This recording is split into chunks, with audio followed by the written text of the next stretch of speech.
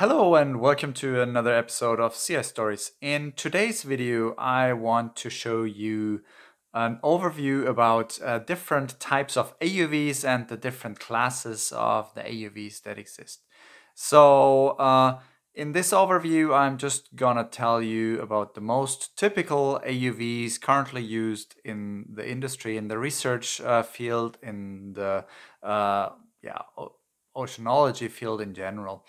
So this is just a general overview, and obviously there's more vehicles than I can show, but this is going to give you a nice overview.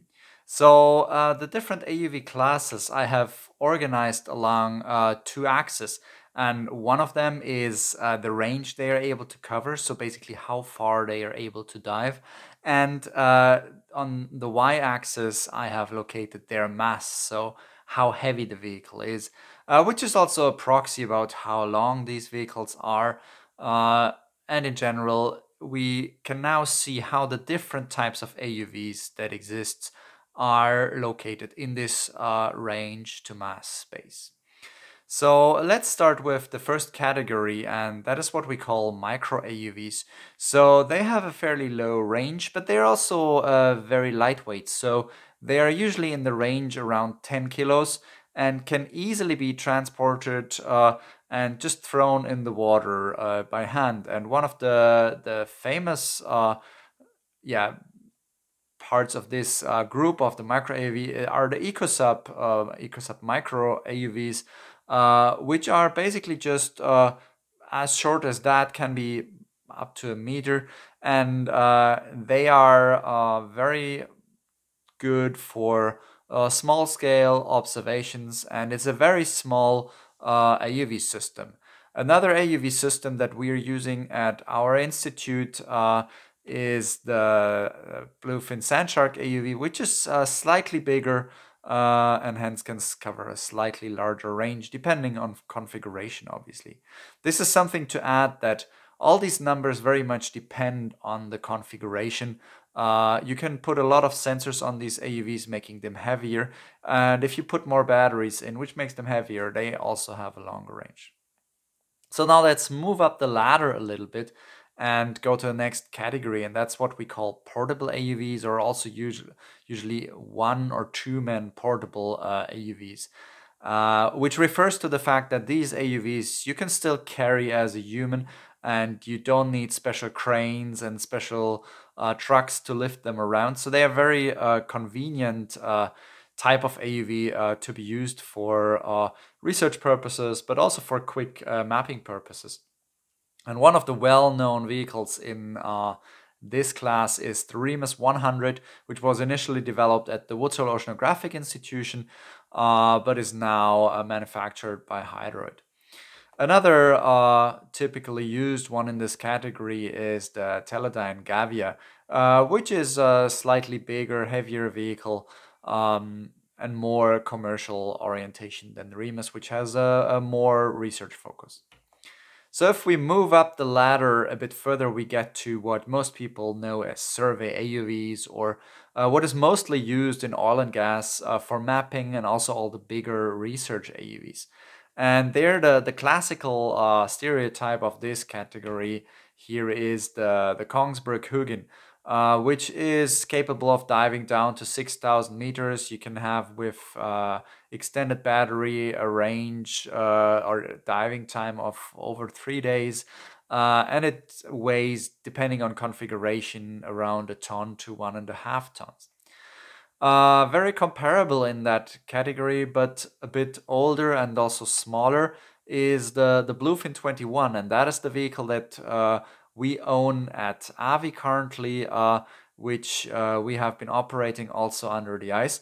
And the interesting fact here is the 21 in the name Bluefin 21 refers to the diameter. So it has a diameter of 21 inches or 50 something centimeters. And this is deriving from the fact that actually a NATO torpedo tube is 21-inch in diameter.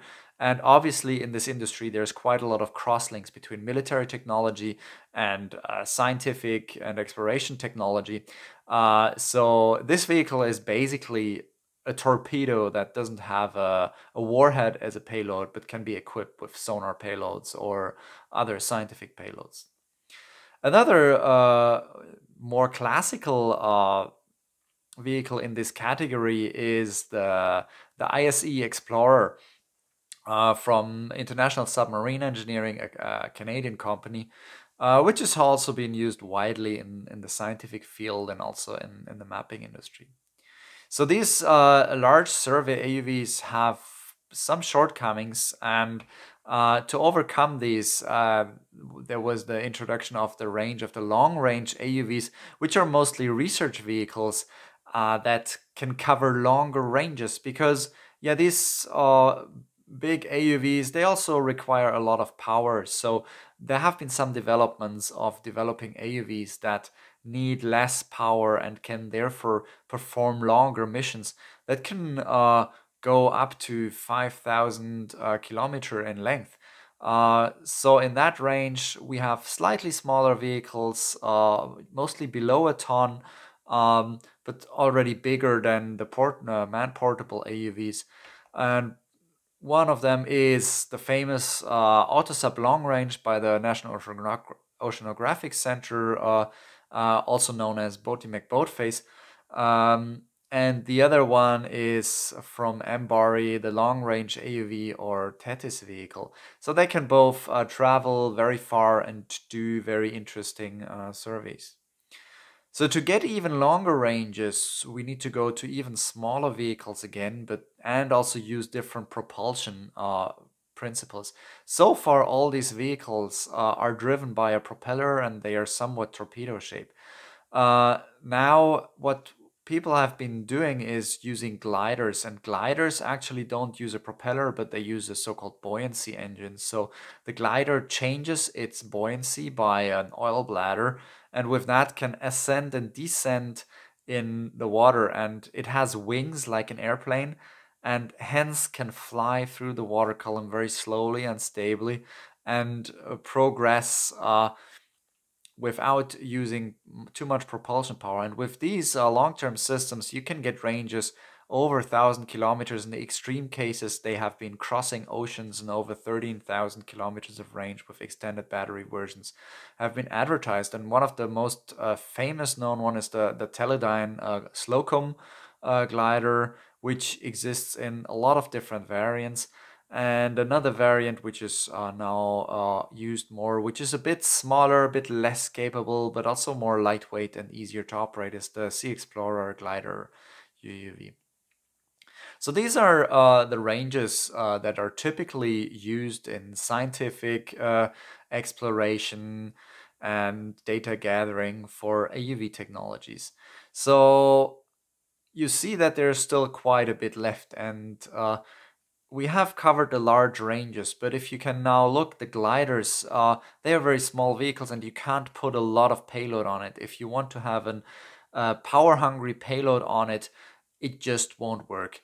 So for bigger, for example, military applications, but also for long-range scientific applications that maybe don't use the support ship, but actually operate just from harbor to harbor, is the category of the XLUVs, or the extra large uncrewed underwater vehicles.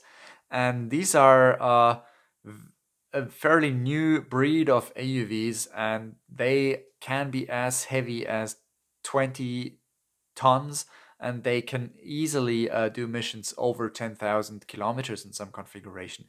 And one of the well-known vehicles in that category is the Boeing Echo Voyager, which is also now bought by the US Navy under the name Orca XLUV. So this is a massive vehicle. It is basically 2 meters high, 2 meters wide, and up to 20-25 meters long. So basically it's more of an uncrewed submarine than a small ocean robot.